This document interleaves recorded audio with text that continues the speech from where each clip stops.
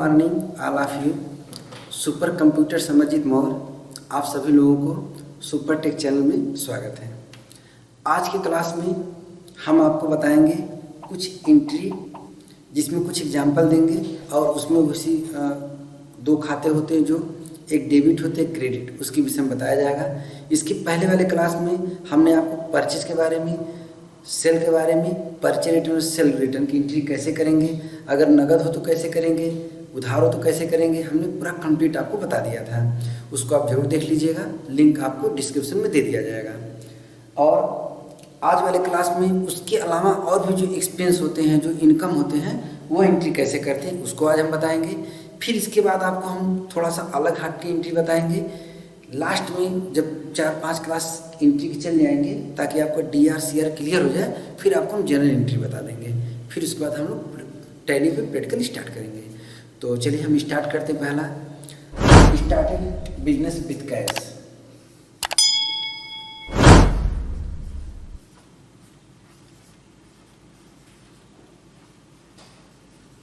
Started business with cash 5000। आपको थोड़ा सा ध्यान देना है, ये हमारा बिजनेस है, SCI सब कुछ करके बिजनेस है, ठीक। और अब ये बिजनेस है, अब इसी बिजनेस को सोच के हम सभी एंट्री को हल करेंगे तो बिल्कुल क्लियर हो जाएगा। तो लिखा हुआ स्टार्टेड बिजनेस विथ कैश, माने हमने जो बिजनेस स्टार्ट किया कैश के साथ स्टार्ट किया है। और हमने कितना कैश लगाया बोलिए? 5000, ठीक। तो जो 5000 कैश लगाया गया है, कहाँ लगाया गया है? बिजनेस में लगाया गया है। किसने लगाया है? बिजनेस की ओनर ने लगाया है। क्लियर? पहले क्लास में जो हम बताए थे आपको, ये जो 5000 हम जो बिजनेस 5000 से स्टार्ट कर रहे हैं, तो ये 5000 बिजनेस कहाँ लगाया गया है? कैश में लगाया गया है, बिजनेस में लगाया गया है। अर्थात जो कैश हम बिजनेस में लगा रहे हैं, बिजनेस के पास कैश आ रहा है, बिजनेस का कैश बढ़ रहा है। तो जब बिजनेस के पास कैश आ रहा है, बिजनेस का कैश बढ़ रहा है, तो इसमें एक लेजर आपका कैश हो जाएगा। और बिजनेस में कैश आ रहा है, बिजनेस के अंदर कैश आ रहा है, इसलिए कैश क्या हो जाएगा? डेबिट। Concept clear? लेकिन इसमें दूसरा खाता कौन सा होगा? तो बिजनेस को, अब बिजनेस में कैश आ रहा है, बिजनेस को कैश दे कौन रहा है? बिजनेस का ओनर, बिजनेस के मालिक। तो बिजनेस के मालिक या बिजनेस के ओनर को क्या बोलते हैं? कैपिटल। कैपिटल पर्सनल अकाउंट होता है और कैश कौन सा अकाउंट होता है? रियल अकाउंट होता है, ठीक। तो बिजनेस के मालिक जो होते हैं वो कैपिटल कहलाते हैं, कैपिटल। तो ये बताइए, जो बिजनेस में कैश दे रहा है वह कौन है? बिजनेस का ओनर है। अब बिजनेस अपने ओनर को क्या बोलता है? कैपिटल, ठीक। कैपिटल कौन से खाते होते हैं? खाते 3 प्रकार के होते हैं, पर्सनल अकाउंट, रियल अकाउंट और नॉमिनल अकाउंट। तो खाते ये कैपिटल कौन से हैं? पर्सनल अकाउंट है, याद रखिएगा बिल्कुल, क्योंकि ये व्यक्ति, बिजनेस का ओनर एक व्यक्ति तो होता है, इसीलिए ये दे रहा है, इसलिए क्या कहलाएगा? सीआर। तो concept clear?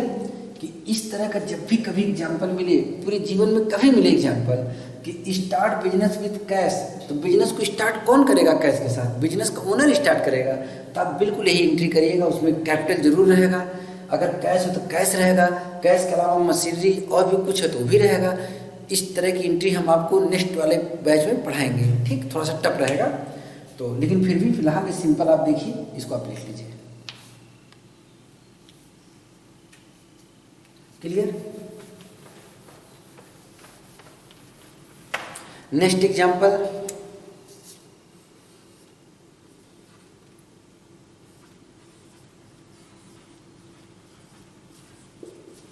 Paid salary to Aman हम लिख दे रहे हैं, लिख देते हैं 1000। यहाँ देखिए लिखा हुआ पेड सैलरी टू अमन। इसका हिंदी अर्थ हो गया कि मैंने अमन को वेतन दिया, अमन को वेतन दिया। तो स्टूडेंट्स इसमें भी थोड़ा सा लोग डाउट्स रखते हैं कि सर इसमें तो 3 खाते हो गए, अमन को वेतन दे रहे हैं, एक अमन का भी नाम आ गया, एक सैलरी भी आ गया, और हम जो कैश दे रहे हैं 1000 वो भी आ गया। तो अब आप बताइए सोच के कि जब हम अमन को सैलरी दे रहे हैं तो अमन सैलरी प्राप्त कर रहा है, ठीक। अमन सैलरी कब लेगा? जब वो अपना वर्क कर लेगा तब 1 महीने 2 महीने जो भी उसकी सैलरी निर्धारित होगी, मान लीजिए उसने अपना 1 महीना काम कर लिया, जब 1 महीना काम कर लिया तो आप उसको सैलरी दे रहे हैं, माने आपका बिजनेस उसे सैलरी दे रहा है, किसको? अमन को। तो क्या करेगा आपका बिजनेस, जो आपका बिजनेस है वह अमन को डेबिट करेगा, क्योंकि यहाँ पे अमन को मिल रहा है, अमन पा रहा है, अमन इस बिजनेस से सैलरी पा रहा है। तो बताइए क्या अमन डेबिट करेंगे? तो आप बोलेंगे हाँ सर आपने तो बोला है कि बिजनेस से जो पाता अर्थात बिजनेस से जो ले रहा है, जो रिसीवर है उसको डेबिट करते हैं। लेकिन आप सोचिए कि अमन ने तो 1 महीना काम किया, उसकी सैलरी आप उसे दे रहे हैं, तो फिर उसे डेबिट क्यों करेंगे? यदि डेबिट कर देंगे तो कर्ज हो जाएगा, उधार हो जाएगा आपकी एंट्री में। फिर आप उससे दोबारा पैसा मांगने जाएंगे, भाई ऐसा करो जो तुम्हें पैसा मैं दिया था दे दो, क्योंकि हमारा अकाउंट बता रहा है कि तुम कर्जदार हो। तो इसीलिए ध्यान दीजिएगा, अमन को जब सैलरी आप दे रहे हैं तो ये अमन ने अपना पूरा मेहनत कर लिया, वर्क कर लिया, आप उसको पेमेंट दे रहे हैं। तो कभी इस कंडीशन में पार्टी का नाम मत लिखिएगा, ये पार्टी कभी डेबिट नहीं होगी। क्लियर? क्योंकि जो अमन है वो अपने मेहनत का पैसा ले रहा है, वो डेबिट किस बात का होगा? इसीलिए इसमें 2 खाते बनेंगे। एक कौन सा खाता बनेगा? सैलरी। और एक क्या खाता बनेगा? कैश। अमन को क्या दिया? सैलरी दिया, किस रूप में दिया? कैश के रूप में, तो एक बन जाएगा कैश। अब आप बताइए सैलरी कौन सा खाता है? खाते 3 प्रकार के होते हैं। हम बार बार क्यों बता रहे हैं कि एकदम आपके दिमाग में बैठ जाए। खाते 3 प्रकार हो गए, पर्सनल, रियल, नॉमिनल। सैलरी कौन सा खाता? नॉमिनल। नॉमिनल अकाउंट का आप रूल जानते होंगे कि यदि नॉमिनल अकाउंट में व्यय हो रहा है, एक्सपेंस हो रहा है, तो उसको डेबिट करते हैं। पढ़ लेंगे नियम, आगे वाले क्लास में हमने आपको बताया है। तो नॉमिनल अकाउंट का रूल है कि अगर व्यय हो रहा है, एक्सपेंस हो रहा है, तो हम क्या उसको करते हैं? डेबिट करते हैं। तो जब आपका बिजनेस सैलरी अमन को दे रहा है, आपका बिजनेस सैलरी अमन को दे रहा है, तो अमन को तो डेबिट करेगा नहीं, लेकिन हाँ बिजनेस का एक्सपेंस तो हो रहा है। किस रूप में एक्सपेंस हो रहा है बताइए? सैलरी के रूप में एक्सपेंस हो रहा है। इसीलिए सैलरी को क्या करेंगे? हम डेबिट कर देंगे। और जब हम सैलरी को जब दे रहे हैं तो बिजनेस में से कैश आ रहा कि जा रहा है? तो जो बिजनेस में से कैश निकल रहा है, कैश जा रहा है, कैश कम हो रहा है। तो जब बिजनेस में कैश कम हो रहा है या कोई वस्तु कम होती है, बिजनेस से कैश या वस्तु जाती है, तो क्या कहलाता है वो? CR। ये रूल आप जानते हैं। तो यहाँ पे 2 एंट्री होगी, एक सैलरी, एक कैश। तो हमें विश्वास है कि बिल्कुल 100% समझ में आ गया होगा आपको। इस तरह के आप बहुत सारी एंट्री को लगा सकते हैं। ठीक, अब नेक्स्ट एग्जाम्पल आपको बता रहे हैं।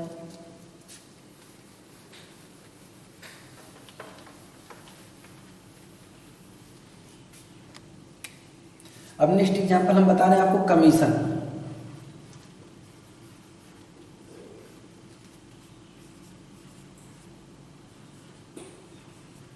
Commission receive 500।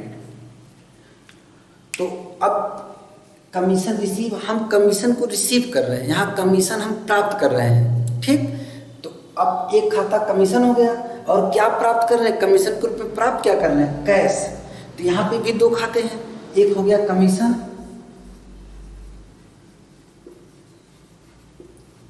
एक हो गया कैश। तो अब स्टूडेंट्स इसमें ये देखा जाएगा कि कमीशन कौन सा खाता, तो फिर क्लियर हो जाएगा उसके रूल के अकॉर्डिंग। तो कमीशन कौन सा खाता हो सकता है? व्यक्तिगत तो होगा नहीं, पर्सनल अकाउंट होगा नहीं, रियल अकाउंट होगा नहीं, तो कौन सा अकाउंट है? नॉमिनल अकाउंट है। कमीशन नॉमिनल अकाउंट होता है। ठीक, ये आय व्यय को दर्शाता है। तो यहाँ पे कमीशन रिसीव हो रहा है। कमीशन किसको रिसीव हो रहा है बोलिए? बिजनेस को। आपके बिजनेस को कमीशन रिसीव हो रहा है। तो जब कमीशन रिसीव हो रहा है अर्थात इस नॉमिनल से इस बिजनेस को लाभ हो रहा है, कुछ प्रॉफिट हो रहा है, तो नॉमिनल अकाउंट का रूल है कि जिस खाते से, जिस लेजर से हमें लाभ है, प्रॉफिट है, तो उसको हम क्या करते हैं? CR करते हैं। इसलिए कमीशन क्या हो जाएगा? CR। और जब कमीशन रिसीव हो रहा है तो कमीशन CR हो गया, और बिजनेस में कैश आ रहा कि जा रहा है? जब कमीशन रिसीव हो रहा है तो कमीशन के रूप में कैश आ रहा कि जा रहा है? तो कैश आ रहा है, बिजनेस के अंदर कैश एंट्री कर रही, माने आ रहा कैश हमारा बढ़ रहा है बिजनेस में, इसलिए कैश क्या हो जाएगा बोलिए? DR। क्योंकि कैश पे कैश का रूल लगेगा। कैश कौन सा अकाउंट है बोलिए? रियल अकाउंट है। और रियल अकाउंट का रूल है कि जब व्यवसाय में वस्तु या संपत्ति आती है तो उसको क्या करते हैं? डेबिट करते हैं। तो यहाँ पे कमीशन के रूप में हमारे पास कैश आ रहा है, इसलिए इसको हमने डेबिट कर दिया। और कमीशन नॉमिनल अकाउंट है, कमीशन के रूप में हमको लाभ हो रहा है, तो नॉमिनल अकाउंट के अकॉर्डिंग जब लाभ होता है तो उसको क्या करते हैं? क्रेडिट करते हैं। क्लियर? चलिए नेक्स्ट।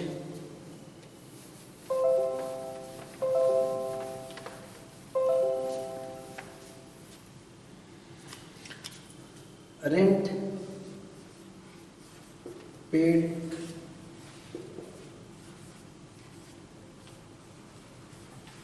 By cash 500। स्टूडेंट ध्यान दीजिएगा, आप किसी एंट्री को न कठिन समझिएगा ना आसान समझिएगा। ये सभी एंट्री एक तरफ से और इस तरह मिलती जुलती एंट्री को करते रहेंगे। हम एक एंट्री बताएंगे, आप ऐसे 10 एंट्री घर पे करेंगे तो आगे का क्लास बहुत अच्छा होगा और आपको बिल्कुल अकाउंटिंग आ जाएगा। वो अकाउंटिंग आएगा जो छात्र बीकॉम करते हैं, 11-12 में जो पढ़ाई करते हैं, जो अकाउंटिंग जानते हैं, वही अकाउंटिंग हम आपको बता रहे हैं। वो कंप्लीट आप अकाउंटिंग सीख जाएंगे, आराम से टैली के अंदर आप एंट्री कर सकते हैं। तो बिल्कुल आप साथ साथ चलिए। और जिसे हमने लिखा कि रेंट पेड बाय कैश, यहाँ पे सैलरी पेड बाय कैश हो सकता है, कमीशन पेड बाय कैश हो सकता है, वेजेस पेड बाय कैश हो सकता है, कुछ भी जोड़ दीजिए। नॉमिनल अकाउंट में आप कुछ भी जोड़ के अपना फटाफट एंट्री लगा लीजिए। ये नहीं कि इसमें डाउट्स हो, ऐसा कभी ना हो। तो आइए यहाँ पे रेंट पेड बाय कैश, तो यहाँ पे रेंट है। रेंट क्या है? किराया है। मान लीजिए हमारी कोई बिल्डिंग, हमारा बिजनेस है और इसका किराया है, ठीक? तो ये अपना किराया दे रहा है, ठीक? तो जब किराया दे रहा है तो किराए को क्या बोलेंगे हम? रेंट। तो रेंट कौन सा अकाउंट होगा? पर्सनल होगा नहीं, नॉमिनल होगा नहीं, हाँ नॉमिनल होगा, पर्सनल नहीं होगा लेकिन नॉमिनल होगा। रियल अकाउंट नहीं होगा, ये पर्सनल अकाउंट और रियल अकाउंट नहीं होगा लेकिन नॉमिनल अकाउंट है। तो जब रेंट नॉमिनल अकाउंट है तो यहाँ रेंट लिख देते हैं।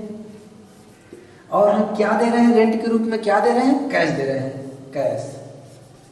तो एक बिल्कुल इसको आप समझ लीजिएगा कि अगर यहाँ पे लिख जाए कि यहाँ पे लिख जाए wages paid to by cash, wages लिख दिए तो यहाँ पे वेजेज लिख दीजिएगा, ठीक? फेयर पेड बाय कैश, यहाँ फेयर लिख दीजिएगा, ठीक? माने यहाँ पे आप कुछ भी लिख दीजिए नॉमिनल अकाउंट में, जो भी नाम लिखना हो, क्योंकि खर्च के बहुत सारे रूप होते हैं, अलग अलग प्रकार के खर्च होते हैं, सबके लिए एक ही मेथड है, सब नॉमिनल अकाउंट होते हैं। यदि खर्च हो रहा है तो उसको आप उसका नाम लिख दीजिएगा, और खर्च में क्या खर्च हो रहा है? हमारा कैश खर्च हो रहा है, कैश लिख दीजिएगा। तो यहाँ पर रेंट नॉमिनल अकाउंट अकॉर्डिंग चूंकि खर्च हो रहा है, इसलिए खर्च को हम किस में रखते हैं बोलिए? डेबिट में, इसको DR कर देंगे। और कैश को किस में रख देंगे? CR में। क्रेडिट में बताइए क्यों कैश क्रेडिट करेंगे? क्योंकि बिजनेस से कैश जा रहा है, किस रूप में जा रहा है? रेंट के रूप में जा रहा है, इसलिए इसको किस में रखेंगे? हम क्रेडिट में रखेंगे। क्लियर हो गया?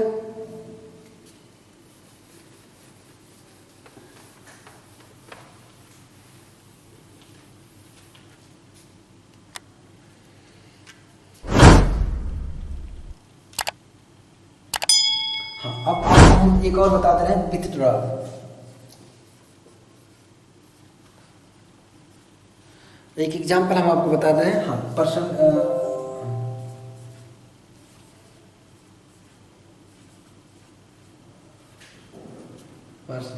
यूज, यहाँ पे मैंने बता दिया आपको विथड्रॉल फॉर पर्सनल यूज। हम पर्सनल यूज के लिए विथड्रॉल कर रहे हैं, मैंने पैसे को निकालना है। विथड्रॉल मैंने पैसा निकालना। हम जो बिजनेस का खाता है, जो बिजनेस का अकाउंट है या बिजनेस में से हम पैसे को निकाल रहे हैं, विथड्रॉल कर रहे हैं। यहाँ पे किसी पार्टी का नाम दिया हुआ पहले बताइए? रमेश का, दिनेश का, महेश का, सुरेश का, किसी का नाम नहीं दिया है ना। इसका मतलब कि जो पैसा निकाला जा रहा है किसके द्वारा निकाला जा रहा है? भाई एक तो आपका बिजनेस है, तो बिजनेस द्वारा तो पैसा निकाला नहीं जाएगा, ठीक? तो पैसा किसके द्वारा निकाला जाए? बिजनेस के ओनर द्वारा। अगर यहाँ पे कहीं रमेश लिख देता, दिनेश लिख देता, मुकेश लिख देता, तो बिल्कुल ये एंट्री अलग हो जाती। तो वही आप जानते हैं कि अगर हम रमेश को दे रहे हैं तो रमेश डेबिट होगा, कैश क्रेडिट हो जाएगा। लेकिन यहाँ पे लिखा विथड्रॉल फॉर पर्सनल यूज, तो अपने पर्सनल यूज के लिए बिजनेस से कौन पैसा निकाल सकता है? हमारे बिजनेस से अपने पर्सनल यूज के लिए कौन पैसा निकाल सकता है? हम निकाल सकते हैं, क्योंकि हम इसके मालिक हैं। इसीलिए जब भी इस तरह की एंट्री पर्सनल यूज लिखा हो तो उसको हम ड्राविंग बोलते हैं। क्या बोल देते हैं? ड्राविंग। और एक खाता इसका हो गया कैश। अभी जनरेट नहीं कर रहे हैं। एक हो गया ड्राविंग, एक हो गया कैश। अब ये ड्राविंग कौन सा अकाउंट है? अकाउंट 3 प्रकार के होते हैं। एक अकाउंट हो गया पर्सनल, रियल, नॉमिनल। तो आप लोग सोच के बताइए ड्राइविंग कौन सा अकाउंट हो सकता है। तो ड्राइविंग कौन से अकाउंट है? पर्सनल अकाउंट है, क्योंकि ड्राइविंग ओनर है। ड्राइविंग ओनर कब है? जब अपने बिजनेस, अपने व्यवसाय से वो पर्सनल यूज के लिए पैसा निकालता है तो उस समय जो ओनर होता है वो ड्राइविंग कहलाता है। क्लियर? और क्या निकाल रहा है? कैश निकाल रहा है, अर्थात कैश बिजनेस से निकल रहा है, बिजनेस से कम हो रहा है। तो जब कोई वस्तु या संपत्ति व्यवसाय से निकलती है, व्यवसाय से जाती है, तो क्या उसको करते हैं CR, ड्राइविंग क्या कर देंगे DR। भाई ड्राइविंग व्यक्ति है ना, ओनर है, और ओनर ले रहा है, ओनर पा रहा है, ओनर पाने वाला है, रिसीवर है। किससे पा रहा है? अपने बिजनेस से ओनर पैसा ले रहा है, मैंने अपने बिजनेस से पा रहा है। पाने वाले को क्या करते हैं? डेबिट करते हैं। और यहाँ पे कैश हमारा जा रहा बिजनेस, इसीलिए कैश को क्या कर देंगे? क्रेडिट कर देंगे। इस तरह हमने आपको कुछ सिंपल एंट्री बता दिए हैं। अब नेक्स्ट क्लास में हम आपको थोड़ा सा डिस्काउंट्स और कुछ एंट्री बड़ी रहेंगी उसके बारे में बताएंगे। लेकिन हम आशा रखते हैं कि आप हमारे दोनों वीडियो, जो सिंपल एंट्री के दोनों वीडियो हमने आपको बताए थे एग्जाम्पल के साथ, उसको आप कई बार देख लीजिएगा, उसमें कोई डाउट्स ना हो, ताकि आगे का क्लास आपको 100% समझ में आए। ऐसा हमारा प्रयास रहेगा। नमस्कार।